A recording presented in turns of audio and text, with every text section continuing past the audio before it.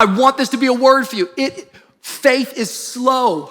When you grow, it feels slow. Put that in the chat. Come on, YouTube, help me out. When you grow, it always feels slow. I didn't wake up today going, whoa, I grew overnight. You see growth over time, not overnight. It's over time.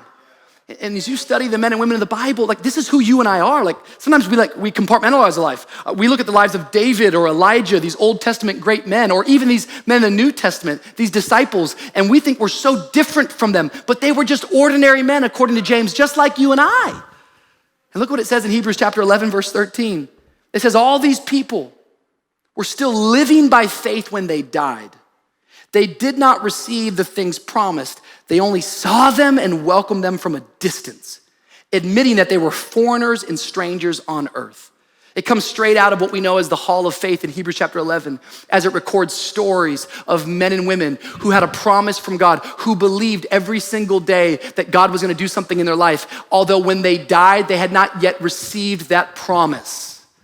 What does it tell us? It tells us that faith is not about the promise. Faith is about the promise giver. That we don't live for the temporary, we live for the eternal. We live for the other side.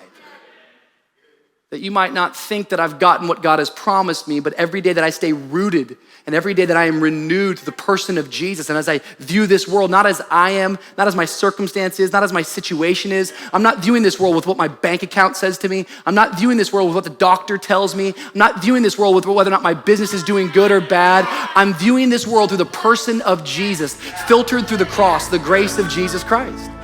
And when that happens, I find transformation. I find change. I think for a lot of us, we just need some better metaphors when it comes to faith.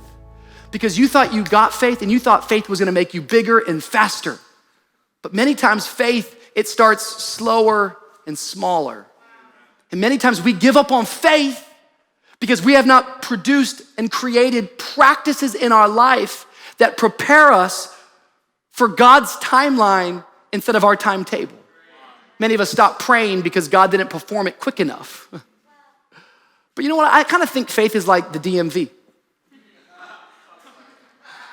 Anyone ever been to the DMV?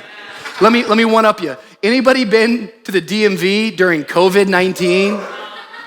Your boy right here. That's just another level. That's just another level. The other day I went to the DMV. I had to get my license renewed. I don't have any identification right now. I don't have a passport. It's been expired. I don't have an ID. It's expired. I'm not driving. Literally, my wife, praise God, in the minivan is driving me everywhere to and from. And so we finally got an appointment at the DMV. But how many know when you go to the DMV, you are prepared to wait? You've never walked in the DMV thinking, whoa, this is gonna be easy. Like, no. Before the DMV, like you get your small group, you're like, hey crew, I've gotta go to the DMV this week, and could you just pray for me? Last time I lost my salvation. This time, I'm believing that God's gonna work in my life. I went to the DMV. It was actually a really, really great appointment. The only thing is that when I got there after, meeting with the person and talking with the person, they told me, I'm so sorry, you can't renew your license. You're gonna have to go get this documentation and come back. So we went and got that documentation, and then we went back. They said, no, I'm so sorry, you need your expired passport. It's just, we went and got it and went and got it and went and got it. How many of you know that every time they told me I couldn't get it, there was a level of disappointment, but I've gotta go and get a license. So no matter what happens, I'm gonna go back to the DMV. No matter what happens, I'm gonna keep going back to that place because that's the only way that I can get a license to drive.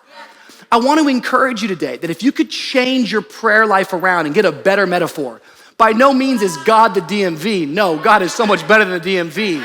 But in so many times, what it feels like when I'm praying is that I have to prepare to wait. I have to prepare to come back to that place. The only way I'm gonna find the breakthrough, the only way I'm gonna thrive is as I keep going back to this place. You need to mind your mind. And your habit, which is way over there, starts first in this seed format called your thinking. And faith is not bigger, faster. Faith is smaller, slower, that I have chosen to wait. Those that wait upon the Lord shall renew their strength. There's a renewing in waiting. There's a renewing in simply going back time and time again. I'm gonna keep going back to God.